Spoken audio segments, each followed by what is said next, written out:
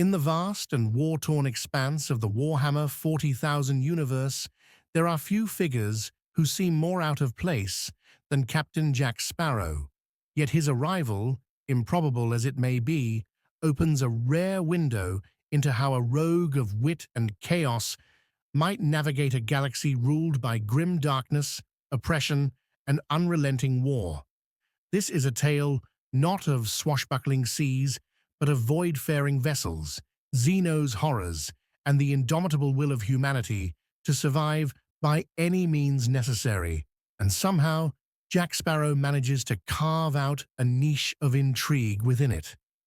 Before we start, don't forget to subscribe and have notifications on our story begins at the fringes of a forgotten star system, where the remains of ancient battles drift silently, their wrecks illuminated only by the distant glow of a dying sun. It is here that an anomaly, strangely shaped, inexplicably wooden, and unmistakably pirate-like, drops out of the warp with a sputter, a groan, and the faint echo of a shanty being sung terribly out of tune. It is the Black Pearl, impossibly translocated across realities, bobbing as though riding waves that do not exist. Its captain, confused but unfazed, steps out onto the deck. Jack Sparrow observes the void around him with narrowed eyes, taking in glittering debris, drifting metallic hulls, and the eerie, oppressive silence. With typical nonchalance, he concludes that this must simply be a very unusual sea. His survival instinct, sharper than he lets on, tells him that the currents have changed, and he must adapt if he wants to avoid being swallowed by the unknown. The first encounter Jack makes is with a small battered merchant vessel carrying astropathic refugees fleeing from a nearby chaos incursion. They approach the wooden craft cautiously, unsure if it is a Xenos trap or a malfunctioning augury failure. But Jack's charm, theatrical gestures, and strangely convincing explanations quickly win them over. They bring him aboard, bewildered yet oddly reassured by his confidence. Though he understands almost nothing of their world, he absorbs every detail with keen pirate instinct. The Imperium, he learns, is a place where freedom is scarce, danger is constant, and treasures, though rarely gold, could be limitless. It is, in other words, the perfect environment for someone who thrives in chaos and deception. When a chaos-raiding ship tears into real space nearby, the merchant vessel panics. Jack, however, sees opportunity. He commandeers a grappling line, leaps with reckless bravado onto the corrupted hull, and begins causing enough absurd, unpredictable chaos to confuse the boarding party. He fights not with honor or precision, but with improvisation, distraction, and sheer audacity. Incredibly, it works.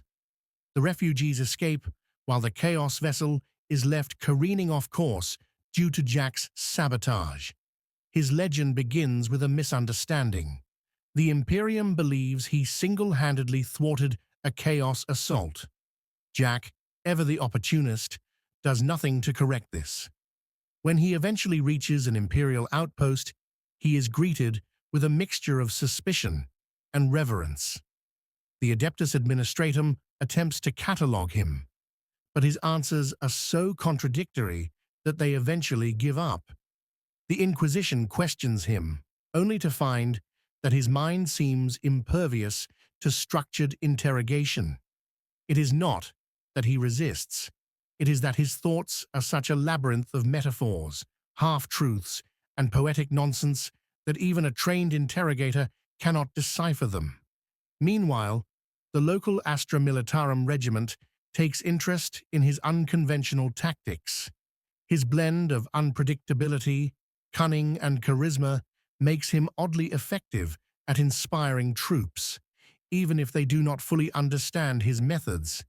Jack teaches them techniques that seem absurd on the surface: misdirection, improvisation, and exploiting enemy overconfidence. Surprisingly, These lessons save lives during a skirmish against a small orc raiding party. The soldiers begin to call him the Warp-Touched Captain, a title he accepts with pride. But Jack's ambitions stretch beyond being a battlefield mascot. He wants a ship, not just any ship, but something powerful enough to let him carve a place amid this war-torn galaxy. He sets his eyes on a derelict rogue trader vessel stranded in orbit around the outpost. While the Imperium debates salvage rights, Jack, in classic fashion, simply boards it in the middle of the night.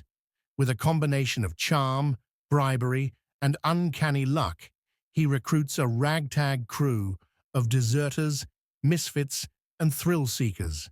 Under his questionable leadership, the vessel is restored just enough to become spaceworthy.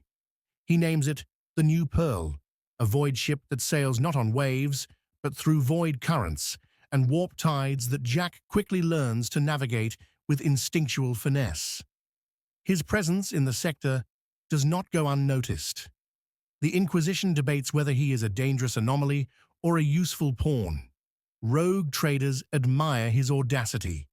Chaos cultists, still recovering from the chaos he inflicted upon them, whisper of a trickster spirit masquerading as a man. Jack, meanwhile, continues exploring, looting, and negotiating his way across system after system. His unique blend of charm and unpredictability allows him to survive encounters with Xenos, heretics, and Imperial authority alike. Yet even Jack senses that a larger storm is brewing. The warp feels restless, as if aware of his presence. Rumors circulate of an ancient artifact lost in a forgotten temple world, a relic able to influence fate itself. To Jack, the promise of such a treasure is irresistible. And so he sets course for the unknown, unaware that his arrival will draw the attention of forces far greater than he has ever faced. An Eldar Farseer who has foreseen his role in an upcoming catastrophe, an inquisitor determined to unravel his secrets, and a demon prince who believes Jack's soul holds an unusual and valuable resonance. All converge toward the same destination, setting the stage for a collision of fate, deception, and cosmic power. For Jack Sparrow, it is simply another adventure. For the galaxy, it marks the beginning of a strange and unpredictable chapter. As the New Pearl pushed into the churning atmosphere, Jack Sparrow gripped the helm with steady resolve. His crew watched in uneasy silence as the ship groaned under the strain. Jack felt a strange pull urging him forward, a quiet certainty that something important awaited below. He followed it without hesitation, trusting the instinct that had always guided him. Whatever lay ahead, he intended to meet it with cunning and confidence. The crew braced themselves as the descent grew rougher, unaware that this moment would mark the beginning of a journey unlike any they had known ever. The New Pearl broke through the final veil of storm clouds and descended toward the surface of the unnamed world below, its hull groaning as if protesting every second of the journey. Jack Sparrow stood at the helm with an expression that blended anticipation and mild irritation, his fingers tapping a rhythm of controlled impatience. The world beneath him was desolate, wrapped in sweeping plains of ash and jagged stone, punctuated by crumbling ruins that hinted at a civilization long forgotten. To Jack, it resembled a cursed island he had once washed ashore upon. Except this land stretched endlessly, barren and silent, under a star-choked sky. He had yet to decide whether he liked it. As the ship settled onto the scorched ground, the crew gathered on the loading deck, exchanging nervous glances. Despite their varied backgrounds, some former guardsmen, some deserters, some mere adventurers, they shared one common trait. They trusted Jack, even when his reasoning seemed questionable. He strode out first, coat swaying and boots crunching against the brittle earth, scanning the horizon as if expecting the world itself to greet him with hospitality. Instead, he was met with oppressive stillness. That silence, however, didn't bother him. If anything, it encouraged him. Quiet places often held valuable secrets. The ruins they approached were arranged in concentric circles around a central ziggurat. The architecture resembled nothing the Imperium would claim, nor anything Imperial historians would fondly document. The stone blocks were etched with swirling patterns that shimmered faintly in the dim light, as though reacting to their presence. Jack ran a hand along the carvings, nodding at the subtle thrum beneath the surface. "Always a good sign when the walls hum," he remarked, drawing confused stares from the crew. But Sparrow saw meaning where others saw danger patterns, vibrations, strange coincidences. He treated them all as pieces of a puzzle waiting to be rearranged. Inside the ziggurat, dim corridors stretched out in uneasy spirals, air thickened with ancient dust and faint warp residue, enough to cause unease, but not enough to force retreat. Jack led with a lantern held aloft, illuminating faded murals, depicting figures adorned with flowing robes and crystalline crowns. Their hands held spheres of light, and their eyes seemed carved with precision, bordering on reverence. The crew whispered possible identities, Eldar perhaps, or some proto-human culture. Jack only shrugged. To him, the important question wasn't who built the place, but what treasure they might have left behind. As they ventured deeper, a low hum filled the structure, growing stronger with each step. The sound had rhythm, almost like a distant heartbeat, guiding them towards something. Jack followed it instinctively, weaving through twisting chambers that seemed to shift subtly when unobserved. Eventually, the group reached a large circular chamber lined with towering pillars. At its center hovered an orb suspended in shimmering energy. It rotated slowly, wrapped in bands of faint light that pulsed like breathing. The artifact, whatever its nature, radiated a magnetic pull. Jack felt instantly. The crew hesitated at the threshold, but Jack walked forward with steady purpose. He circled the orb, studying its glow and tracing the patterns of energy with captivated eyes. "A compass," he murmured under his breath, or something very much pretending to be one. Though he had little understanding of the warp, he possessed uncanny intuition, especially when it came to objects that promised guidance, fortune, or peril paired with opportunity. Without warning, the orb flared, filling the room with blinding light. The crew shielded their eyes, stumbling back, but Jack remained rooted in place, bathed in luminescence. When the glow receded, the orb rested motionless, its energy bands still.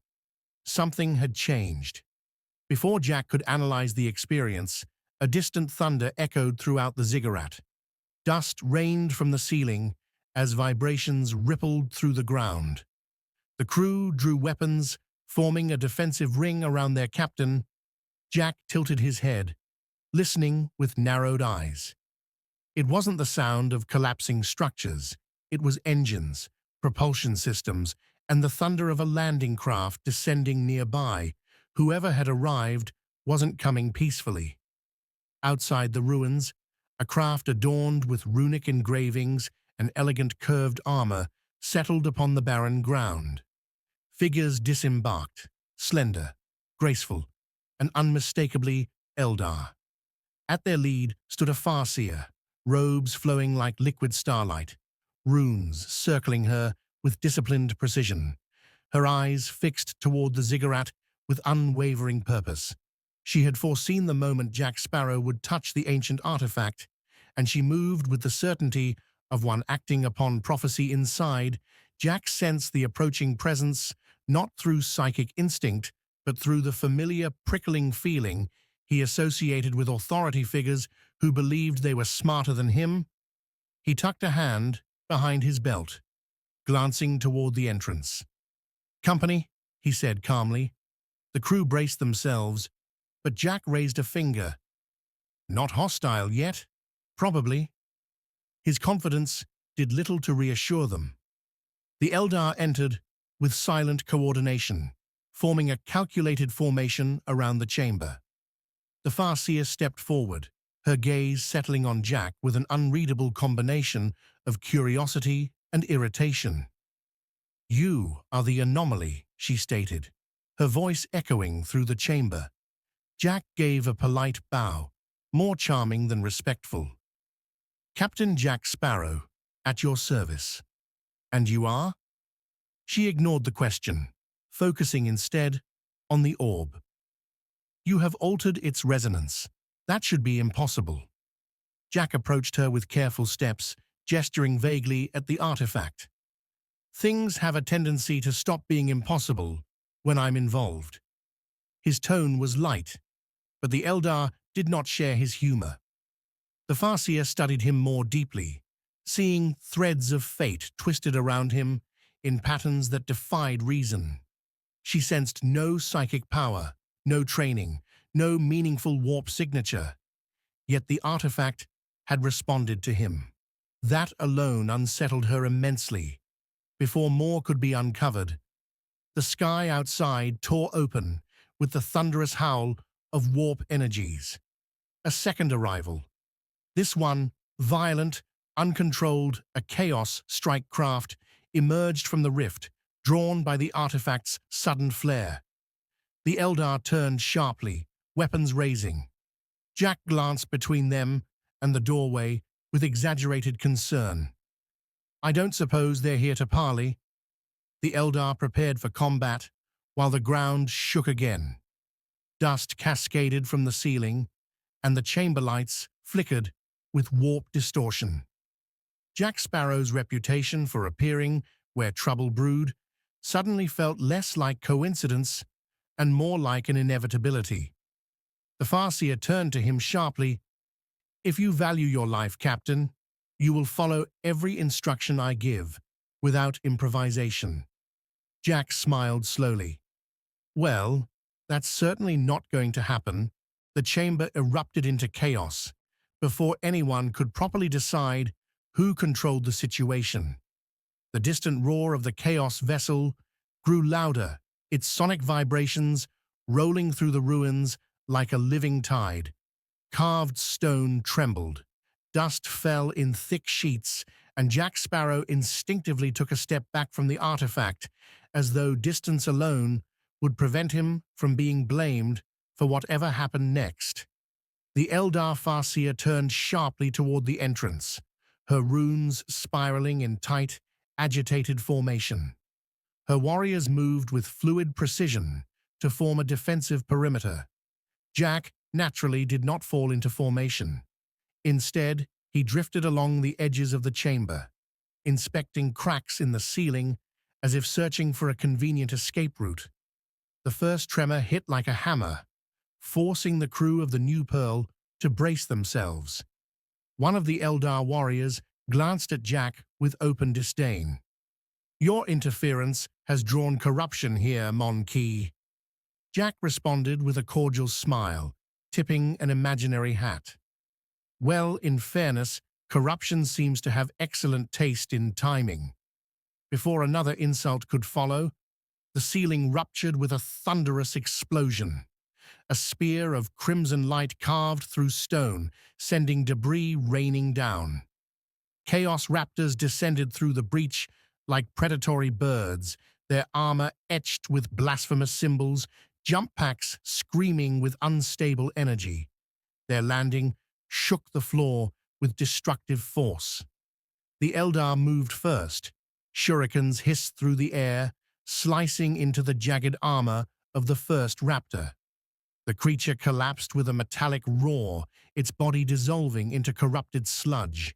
The chamber devolved into a flurry of movements, shots, and echoing war cries. Jack's crew scrambled behind pillars, firing laser guns in panicked bursts. They had never trained for a confrontation with chaos, but fear sharpened their instincts. Jack watched the melee with wary fascination. "Well then," he muttered. That escalated quickly. A towering raptor charged toward him, claws igniting with warp flame. Jack ducked behind a fallen slab of stone, drawing his cutlass in a motion that betrayed both training and improvisation. The blade clashed with corrupted metal, sparks scattering. The Chaos Warrior's strength was overwhelming, each strike forcing Jack a step backward. But Jack Sparrow was not a brute force fighter. He survived through misdirection. As the raptor lifted its talons for a killing blow, Jack abruptly stepped aside, letting the warrior's momentum carry it forward into a collapsing section of flooring. With a triumphant smirk, Jack dusted off his coat. Gravity remains undefeated. The Eldar Farseer observed Jack with a mixture of frustration and reluctant respect. He should have been dead several times over, yet he maneuvered through combat with improbable luck, as though protected by fate itself.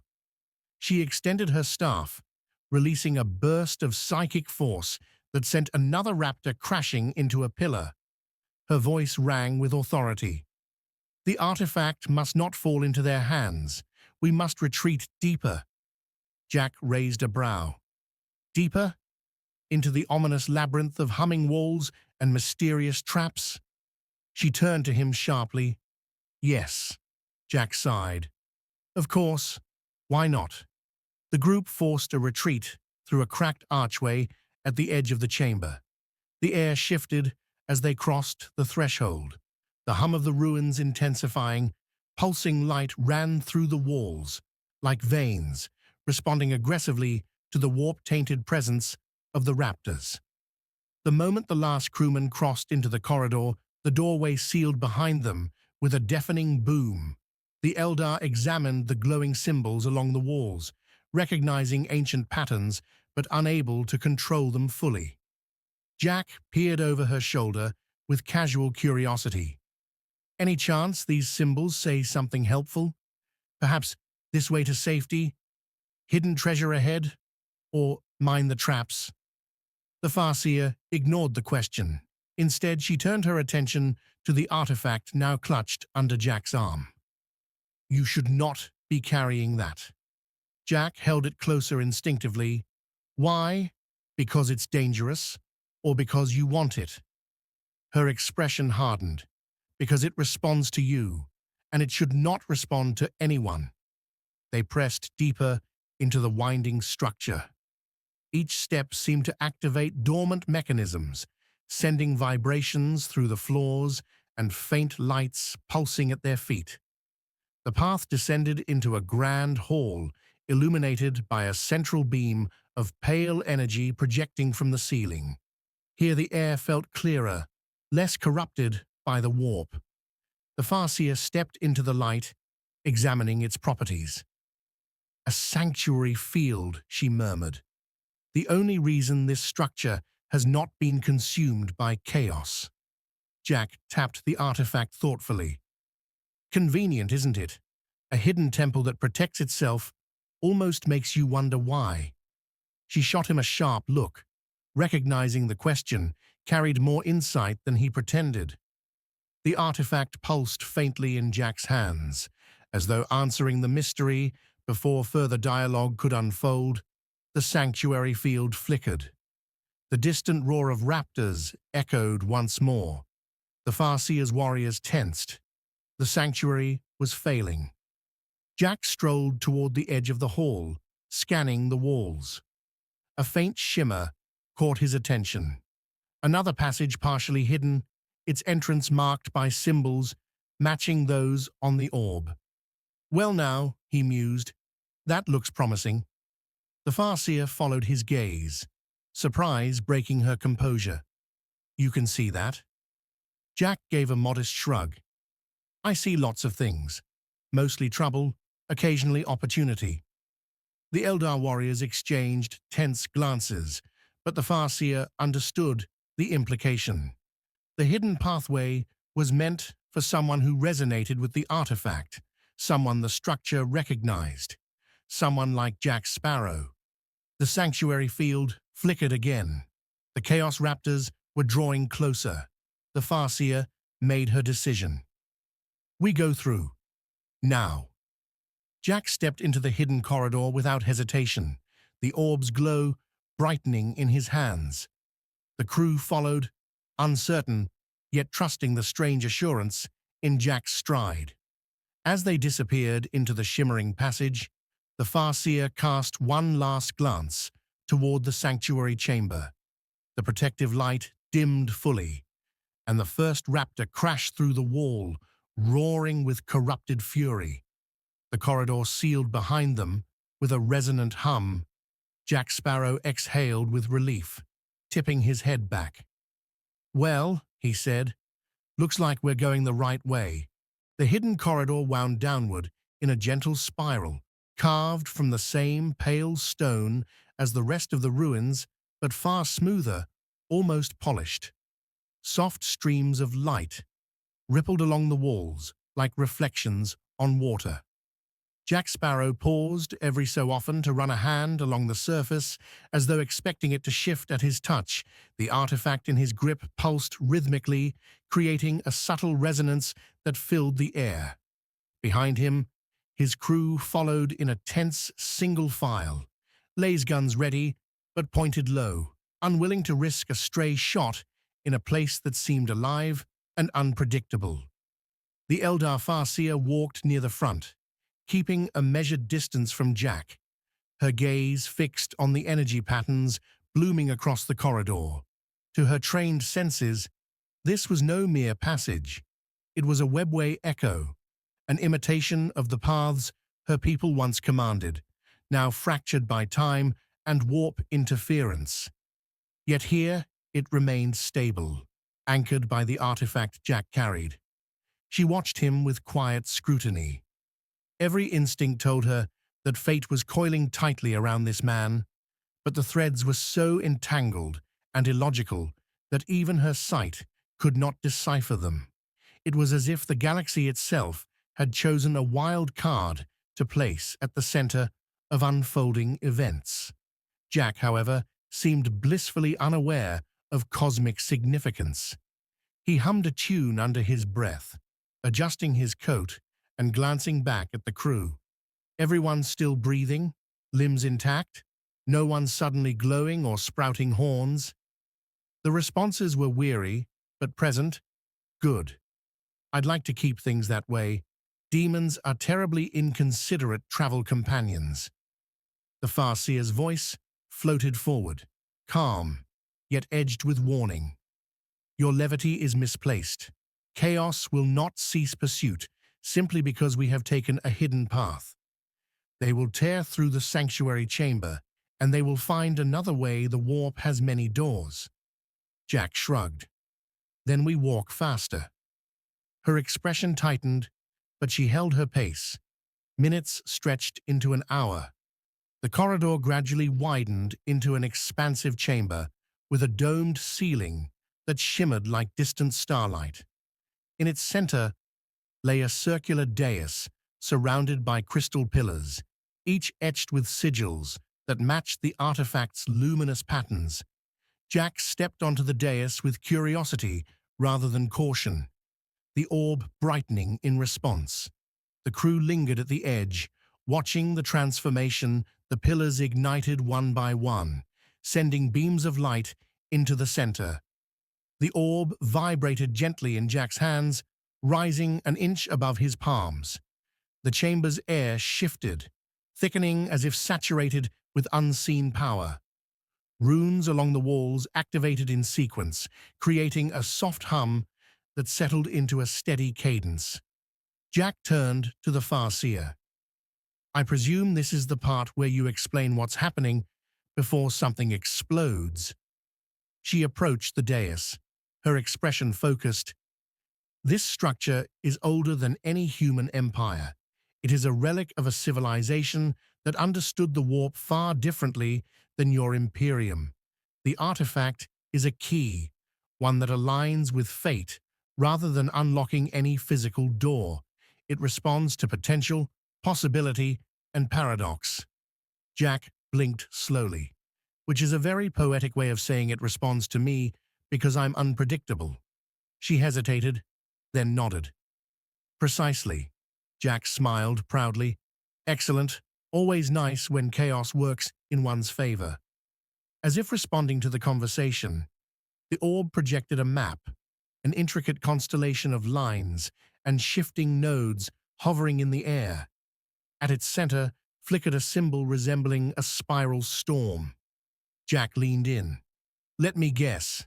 That's where we're headed, isn't it? The Farseer's eyes narrowed.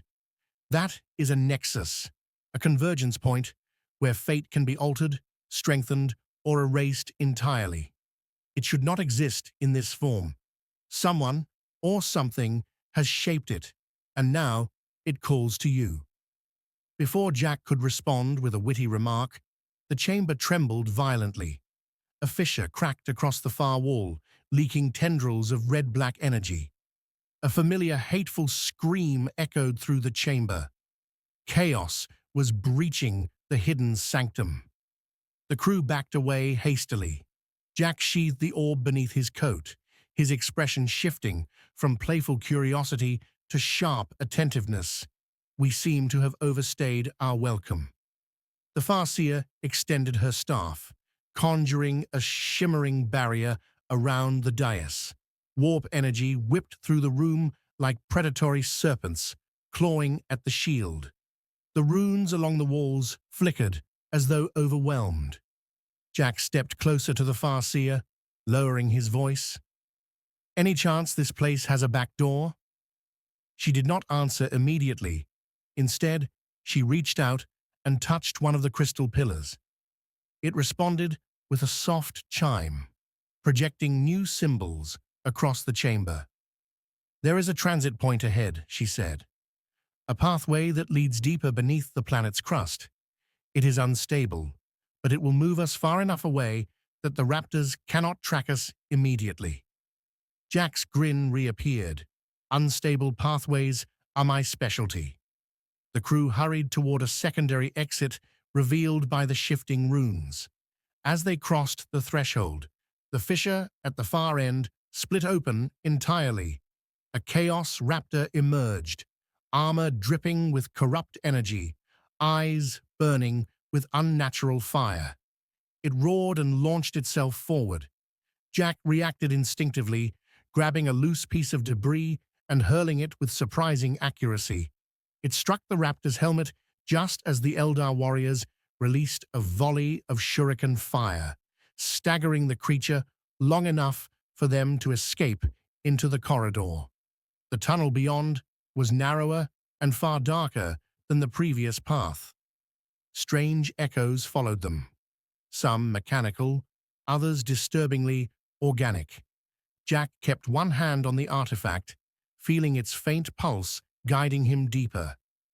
The group descended into a cavern-like space where crystalline growths emerged from the ground like luminous coral.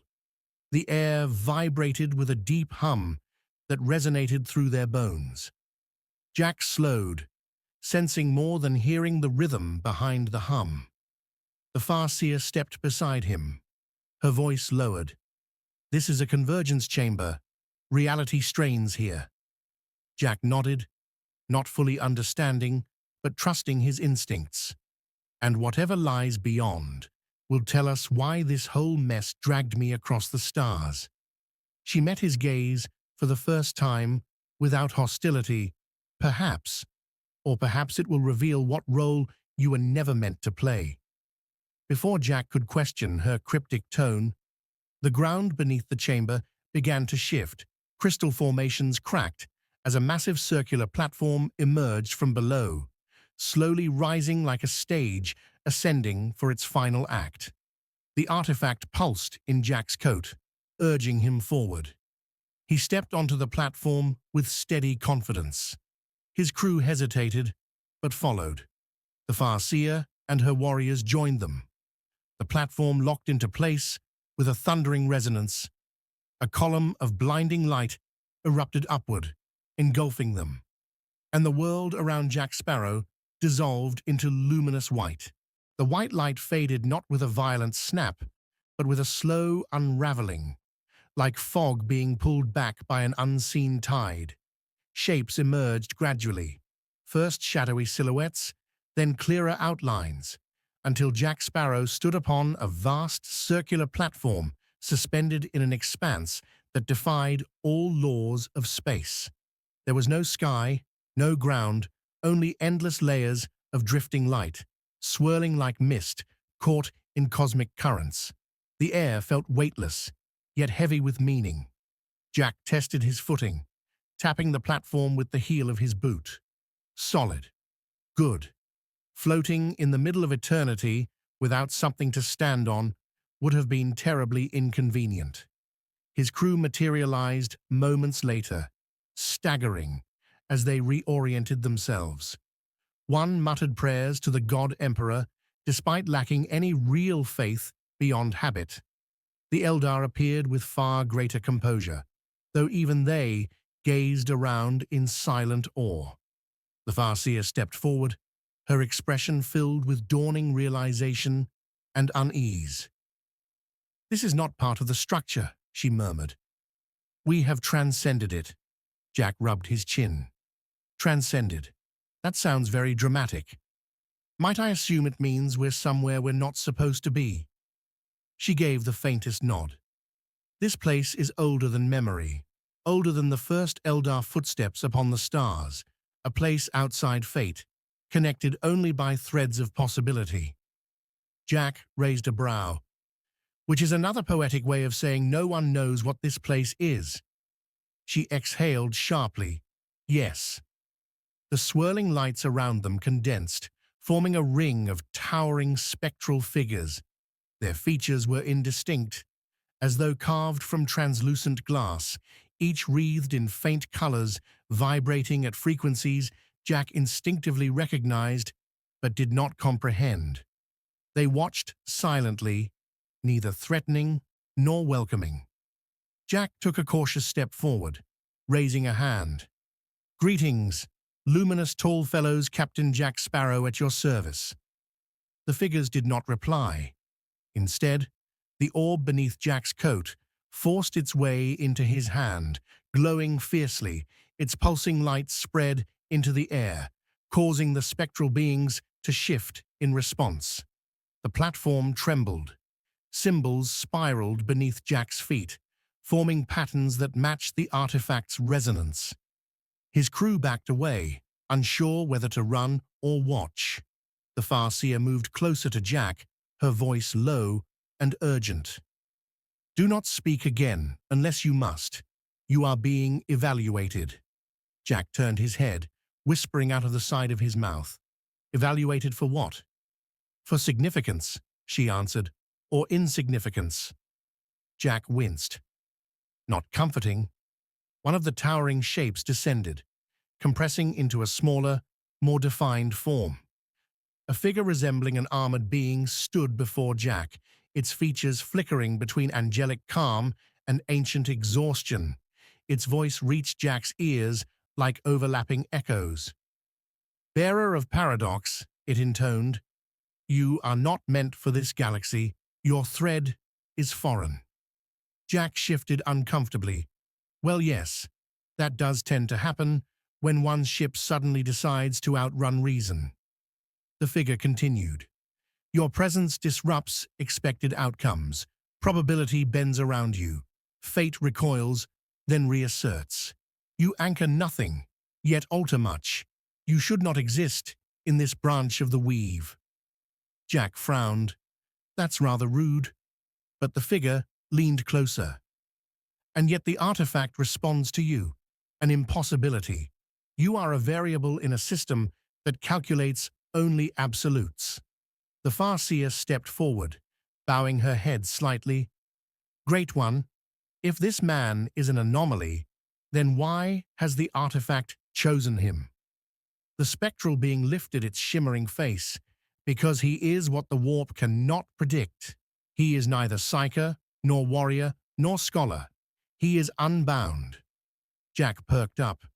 Ah, so what you're saying is that I'm special. The Farseer muttered something in Eldar that was unmistakably not a compliment. The other spectral figures murmured, their voices vibrating like distant chimes. The central being spoke again.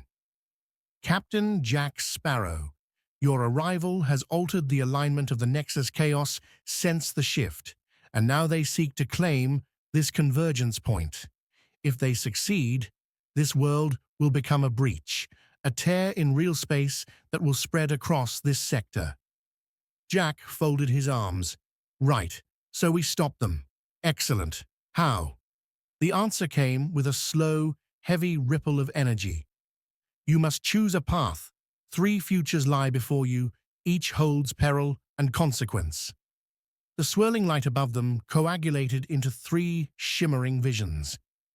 The first vision showed Jack leading his crew and the Eldar through a colossal labyrinth of machinery beneath the planet, hunted by a growing tide of chaos forces. In this path, they would attempt to destabilize the Nexus manually, risking overwhelming warp backlash. The second vision displayed an alliance of desperation, Imperial forces responding to the disturbance, arriving in force. In this path, Jack would become a reluctant intermediary between Eldar and Imperium, ensuring cooperation long enough to secure and seal the Nexus. The third vision was the strangest. Jack stood alone, the orb floating before him as he stepped into a luminous rift. It showed him walking willingly into the warp, not as a sacrifice, but as a gambler, wagering everything on a single, unpredictable outcome. It was a path of pure uncertainty. Jack eyed the visions in silence. His crew paled at the first. The Farseer stiffened at the second, but the third caused her to twist sharply toward him. You cannot choose that, she hissed. The warp will consume you. Jack shrugged. Might not. Seems to be a theme with me. The central figure spoke. Your nature grants you immunity to deterministic threads. This is why the artifact answers you. But the warp is fickle. Even your unpredictability may not protect you. Jack turned slowly, meeting the eyes of his crew, loyal, terrified, exhausted. Then he met the Farseer's gaze, sharp, calculating, begrudgingly trusting him more than she wished. He weighed the 3 futures quietly. For once, he did not speak immediately. Then he said, in a rare voice of clarity, Before I choose, tell me one thing. Why me? Why drag a pirate across the stars and hand him a cosmic catastrophe? The spectral being did not hesitate. Because fate fears you. Jack blinked. Well, that's new. The visions faded, the platform dimmed, the artifact pulsed steadily, awaiting his choice. And then the tremors returned. Violent, immediate. Chaos had found a way in. The spectral beings began to dissolve, their final words echoing like fading bells. Choose swiftly, paradox bearer. The chamber shattered under a roar, and Jack Sparrow tightened his grip on the artifact, finally realizing that whatever came next would decide far more than just his own bizarre journey. The warp storm that had swallowed Jack Sparrow's ship finally began to settle into something resembling a pattern, though calling anything in the Imperium stable was an exaggeration. The peculiar pearl drifted forward, its patched-together hull shimmering with residual warp lightning. Jack stood at the bow, boots spread in a captain's stance that suggested confidence, even when he felt none. His eyes scanned the churning horizon as if reading the tide, though this particular sea obeyed the whims of nightmares, not moons. Beside him, the navigators of House Vaughn hesitated. They had endured warp travel thousands of times, yet they still glanced at Sparrow with a mixture of disbelief and weary acceptance. The man had not only survived the warp's psychic tempests, he seemed to treat them as merely another unsuitable breeze.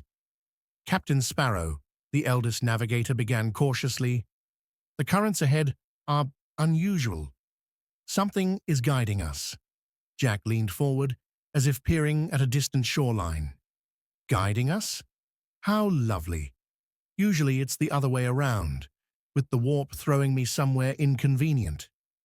This is not benevolent, the navigator replied. It feels as if something is pulling us with purpose. Jack stroked his beard. Oh, that. Yes, I felt that some minutes ago.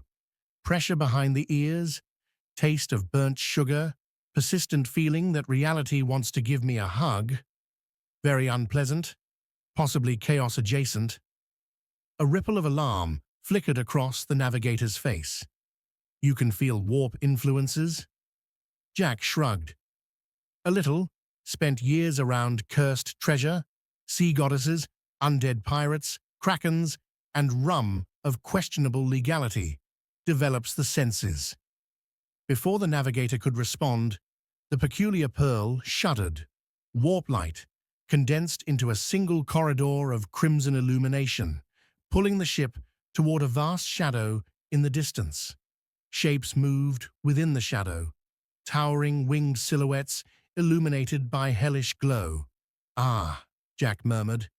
Either we're approaching a demon world, or someone's thrown a spectacular party. The ship lurched again, forcing the crew to grab railings. The warp corridor narrowed, locking the vessel into an unbreakable path. Even the navigators recoiled. This was no natural formation. Something wanted Jack Sparrow. The shadow ahead resolved into a colossal fortress of obsidian stone floating impossibly within the warp. Towers of bone rose from its surface, and rivers of molten light flowed through glyphs that pulsed like beating hearts. It resembled both a palace and a wound in reality. A single doorway yawned open at its center, large enough for the ship to sail through. Jack sighed. Well, that's never a good sign, but it's rude to ignore invitations. The crew exchanged glances, ranging from terror to resignation. Jack tapped the wheel. Bring us in slow. Wouldn't want to scratch the paint. As the vessel glided through the doorway, warp matter peeled away from the hull, revealing an impossible interior. It resembled a throne room, but stretched to cavernous scale. A platform of onyx formed beneath the ship, as if the structure itself carved a landing dock. Then the air shifted. Temperature plummeted. Shadows distended. A figure materialized at the far end of the hall. Tall, impossibly slender, with 8 wings made of serrated glass. Its eyes glowed with hypnotic blue, and its aura radiated both beauty and revulsion. A demon prince of Tzinch. It smiled with too many teeth. Jack Sparrow, it said, voice echoing in harmonies not meant for mortal ears. Chosen of paradox, bearer of improbable fate, I welcome you. Jack lifted a hand in greeting. Thank you. Always nice to feel appreciated. The demon's wings unfurled, shifting like pages of a forbidden tome. Your existence is a contradiction, Captain. You defy the currents of causality and probability. You stumble between power and foolishness in ways even the changer of ways admires. You are interesting. Jack bowed theatrically. I do my best. Tzinch has taken notice, the demon continued. Chaos does not ignore anomalies. You are a variable unaccounted for, a wild thread in fate's tapestry, and thus we offer you a proposition. Jack raised an eyebrow. Proposition? What sort of proposition? The demon extended a taloned hand. Serve us, Jack Sparrow. Become an agent of change, a herald of unpredictability in a galaxy suffocating under determinism. In return, we offer power beyond comprehension. Entire fleets bent to your will. Immortality. Freedom from law, faith, or limitation. Jack considered this with a tilted head. swaying ever so slightly. Impressive offer, very shiny, but I have a question. What's the catch? There is no catch, the demon lied. Jack's grin widened. Ah, so there is a catch. The demon's expression flickered, irritation seeping through its glamour. Mortals cling to their illusions of autonomy. You, however, are uniquely positioned to transcend. Jack raised a finger. You see, I'm already quite free. It's sort of my whole thing. Freedom is an illusion, the demon hissed. We offer transformation. Yes, well, transformation often comes with tentacles, Jack replied. Not my preferred aesthetic. The demon narrowed its eyes. You refuse the changer of ways? Jack spread his arms. Politely, yes. For a moment, time froze. Warp energy swirled violently as reality buckled around the demon prince's fury. Then you shall be unmade, it whispered. The chamber erupted in psychic fire. Faceless horrors poured from the walls, creatures of shifting limbs and screaming colors. The peculiar pearl groaned under the assault as reality bubbled like boiling water, but Jack Sparrow, instead of panicking, calmly pulled a compass from his coat. The needle spun wildly before fixing on a direction, impossible, absurd, and entirely real. Within that moment, Jack smirked. That way, lads. The ship lurched as unseen forces pushed it toward a fracture forming at the edge of the chamber, a warp rift shaped unnaturally like a gaping maw of light. The demon screeched in outrage. You cannot escape me. Jack tipped his hat. Apologies, mate, but escaping things that want to kill me is one of my greatest talents. The peculiar pearl plunged toward the rift. Warp horrors clawed at the hull. Psychic flames licked the sails.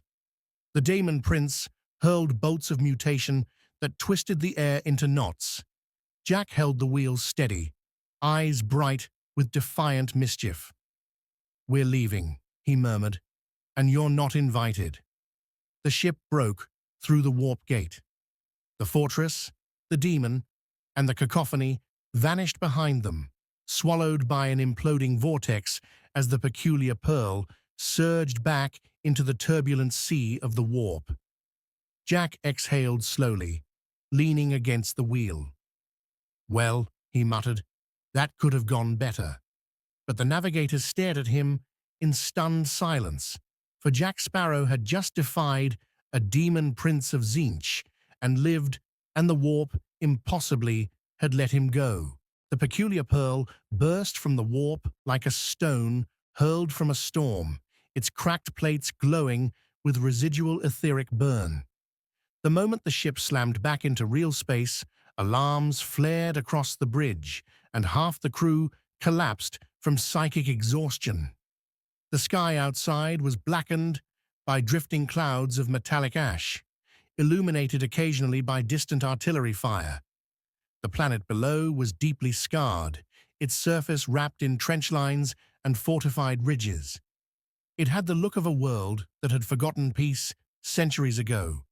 Jack Sparrow steadied himself against the wheel, blinking away the last flashes of warp light. Well, he murmured, we're alive. Always a pleasant surprise. Navigator Selka approached him, her third eye still sealed with trembling effort. Captain, we have re-entered real space near a war front. The planet appears to be under siege. Jack peered down at the world as if assessing a harbor. Under siege from whom? Imperial forces, Selka replied, and likely heretics. Signals indicate both. Jack rubbed his chin. So, more of the same. Very well. But something was different. As the peculiar pearl stabilized, a massive silhouette rose from the horizon. An Imperial battleship, its hull carved with Aquilas and purity seals. It moved with the solemn, implacable authority of a floating cathedral. Vox channels flared open, blasting commands in booming Gothic dialects. Unidentified vessel, the voice thundered. Stand down immediately. You are entering the battle space of Lord Solar Narius. Identify yourselves at once. Jack sighed. They do love announcing themselves. But before Jack could reply, the navigators huddled urgently. Captain, that is not just any Imperial commander. Lord Solanarius is one of the most influential strategists in the segmentum. If he believes we are a heretic-aligned ship, he will vaporize us. Jack straightened his cuffs. Then we must convince him otherwise, preferably quickly. He opened a channel. Greetings, most luminous and splendid, Lord Solar Person. Captain Jack Sparrow at your service. Might I suggest we talk before you commence any dramatic exploding? Silence followed. Then a different voice responded. Measured, authoritative, dripping with suspicion, Jack Sparrow. That name does not appear in any Imperial Naval Registry. Jack nodded. Not surprised. Record-keeping has never been my strength. Another pause. Your ship's signature is anomalous. Its architecture is unknown, its energy output unstable, and its presence near a demon storm deeply concerning. Jack leaned toward the Vox. Yes, well, we were invited by a giant, angry bird demon, then declined the hospitality. Terrible host, by the way. The Vox channel went dead for several seconds. Then the Lord Solar himself spoke, voice like sharpened steel. You will dock aboard my flagship. Any attempt to evade will be met with immediate destruction. Jack smiled. Lovely. Always enjoy meeting new admirals. The docking procedure was a tense affair. Imperial gun batteries tracked every movement of the peculiar pearl servo skulls, hovered in swarms, recording the vessel from all angles. When the boarding ramp extended, Jack strutted forward, flanked by a handful of uneasy crew. The Lord Solar awaited them with a contingent of Tempestus scions. His armor gleamed like polished obsidian, and his cloak bore the emblem of the Imperial sun. He regarded Jack with cold assessment, as though measuring every breath for heresy. So, Narius said, you are the one who claims to have fled a demon prince. I don't merely claim it, Jack replied. I accomplished it, quite stylishly if I may add. Narius ignored the flourish. Explain your presence, explain your vessel, explain your impossible survival. Jack inhaled. I am a simple traveler, a captain of great skill and moderate luck. My ship appears unusual because it is unusual. As for survival, I have a knack for it. Narius stepped closer. Your knack defies probability. Warp anomalies spiraled from your emergence. Astropaths reported a ripple of paradox through the Imperium. Even now, your presence disturbs the local readings. Jack raised a finger. I assure you, disturbing readings is a hobby, not a crime. The scions shifted uneasily, but Narius kept his gaze fixed. If Tsinch has marked you, intentionally or otherwise, that makes you a threat to the Imperium. Jack sighed. Look, mate, the feathered lunatic wanted to recruit me. I declined, very politely. Well, relatively politely.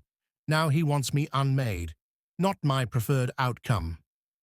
Narius studied him for a long moment, then motioned for his adjutants. We will verify your claims. In the meantime, you will accompany me. Jack blinked. Accompany you where? To the command sanctum. I have questions, and if you are lying, you will be executed. If you are telling the truth, you may be useful. Jack's grin returned instantly. Ah, excellent. I do enjoy being useful. The group moved through the flagship's corridors, vaulted steel halls lined with saints' murals and relic-filled shrines. Every surface bore inscriptions praising the Emperor. Jack tilted his head at the statues. Impressive decor, he said. Very ecclesiastical. Narius ignored the commentary. They entered a circular chamber filled with hollow projectors. Maps of the planet flickered to life. Trench colonies, hive ruins, tyrant fortresses of heretic warbands. Jack recognized none of it. Narius gestured to the central display. This world is Karis Reach. It stands on the edge of a major warp corridor. If we lose it, the heretics gain a direct route into Imperial territory. Jack nodded as if absorbing maritime currents. Strategic bottleneck? Bad place to misplace? Precisely, Narius said, but a new complication has emerged. Your arrival coincided with a surge of warp instability near the northern hemisphere. Something is trying to breach real space. Jack raised an eyebrow. Something, or someone? Narius narrowed his eyes. You believe the demon prince followed you? Jack shrugged. He seemed the clingy type. The Lord Solar considered this grimly. If this demon intends to manifest, it will exploit any anchor, any psychic imprint. You, Captain Sparrow, may have carried one without realizing it. Jack paused. I don't like where this is going. You may have inadvertently become a vector, Narius continued, a loose thread through which a powerful demon may attempt entry. Jack exhaled. That sounds inconvenient. For all of us, Narius replied, which is why you will assist us. Jack tapped his compass. Well, I'm certainly not planning on letting a furious warp beast tear me to pieces, so yes, I'm listening. Narius straightened. Good, because if we fail to contain the breach forming above Karis Reach, this entire system will fall.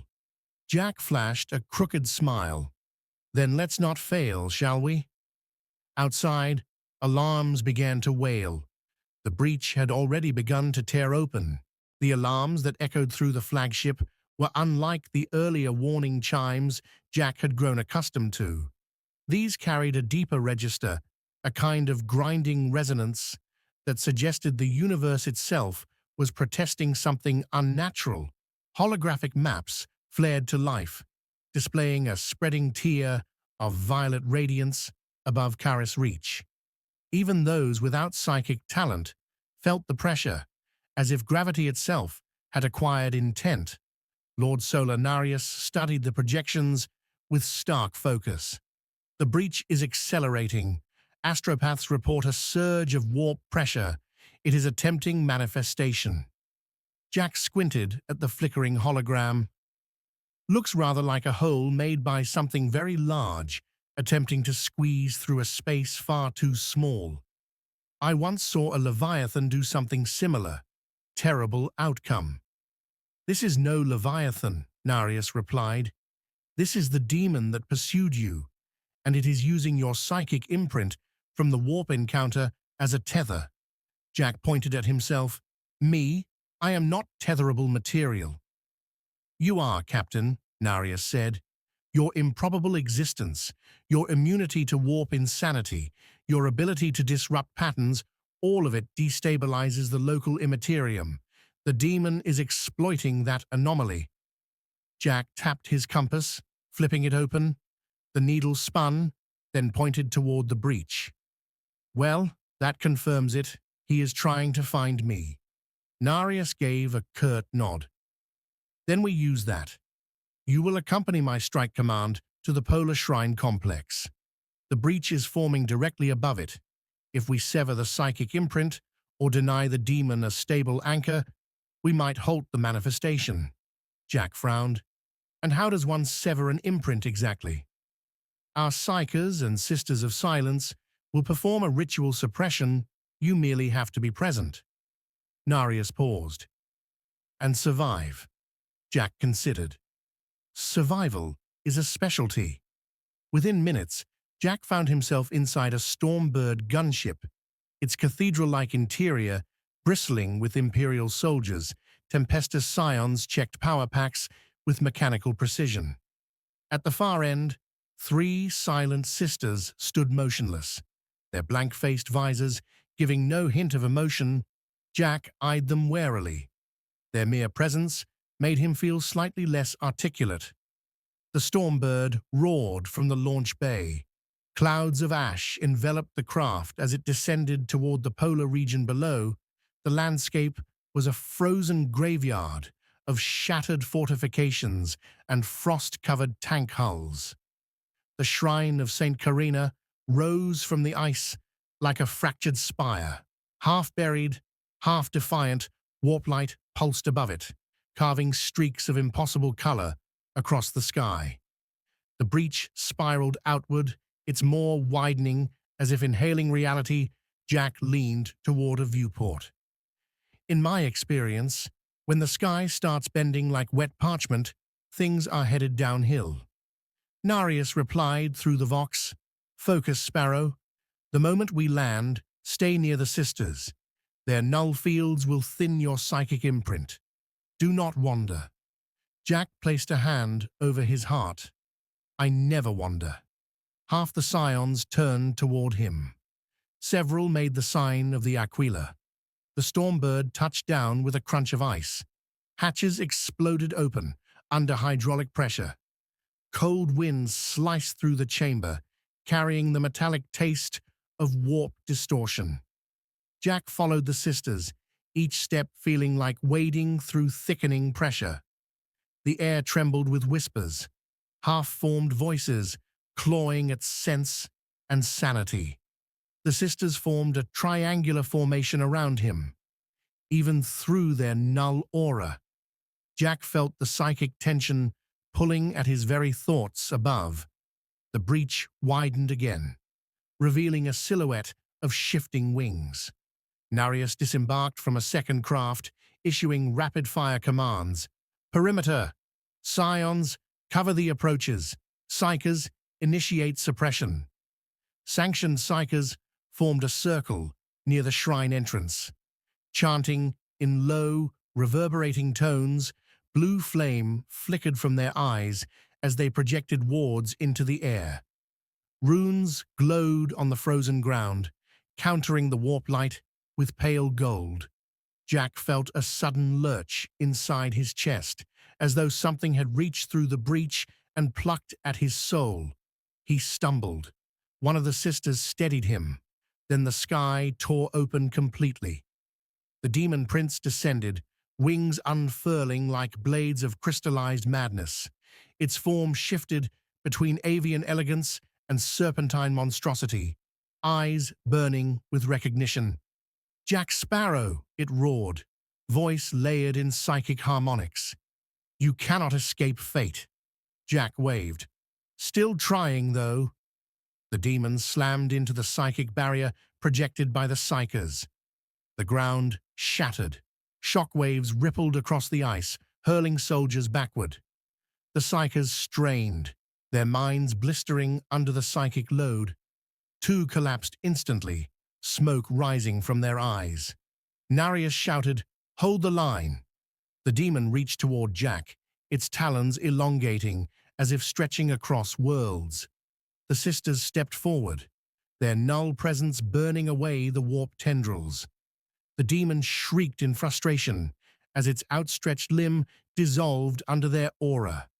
Jack felt the pull again, stronger this time. His thoughts flickered. The warp tried to anchor itself through him, seeking to drag reality downward. He gripped his compass. The needle trembled violently, then snapped toward a direction perpendicular to all logic. Jack blinked. The compass wasn't pointing away from the demon. It was pointing toward the shattered shrine. He shouted over the roar, "Inside! The compass says inside!" Narius hesitated only a breath before signaling squads to follow. Jack sprinted toward the shrine. The sisters close behind. The demon hurled psychic fire, warping the ice into molten shapes, but the sisters' null fields carved a protective wedge through the onslaught. Inside the shrine, Jack found a cracked altar bearing an ancient relic, a rusted chain inscribed with wards of impossible age. His compass needle pointed directly at it. Jack touched the chain. The warp pull inside his mind inverted instantly, draining outward as though siphoned. The demon screamed outside, its manifestation flickering. Narius arrived, breath steaming in the cold. "What is happening?" Jack lifted the chain. This was part of the shrine's warding mechanism. It's meant to bind psychic anomalies. At the moment, that appears to be me. Narius nodded sharply. "Then use it." Jack wrapped the chain around his wrist. Warp pressure drained away like tide water. Outside, the demon faltered, half its body dissolving into mist. Jack stepped out of the shrine, holding the chain aloft. The relic glowed with ancient strength. The demon lunged in desperation, its form unraveling as it approached the null aura of the sisters and the chain's warding power. Jack shouted over the howling wind, "Time to unmake yourself, mate!" The relic unleashed a burst of golden light. The demon's scream splintered into 1,000 discordant echoes as its form tore apart, consumed by its own instability. The breach convulsed, then imploded, sealing the sky in a thunderous collapse. Silence swept the battlefield. The warp storm faded. The sky steadied. The tension evaporated like morning mist. Narius approached slowly. "Captain Sparrow, you may have just saved an entire system." Jack dusted off his coat. "Yes, well, wouldn't be the first time I saved something accidentally." Narius extended a hand. "The Imperium owes you a debt." Jack smiled. "I prefer payment in freedom." Narius nodded. "Granted, you and your ship may depart." Jack tipped his hat. "Pleasure doing improbable business." Later, aboard the Peculiar Pearl, as the ship prepared for launch, Jack stared at the stars. "Vast sea," he murmured. "Plenty more to explore." The ship ascended, leaving Caris Reach behind, as Jack Sparrow sailed onward into the endless, perilous ocean of the 41st Millennium. Still improbable, still unstoppable, and still utterly himself.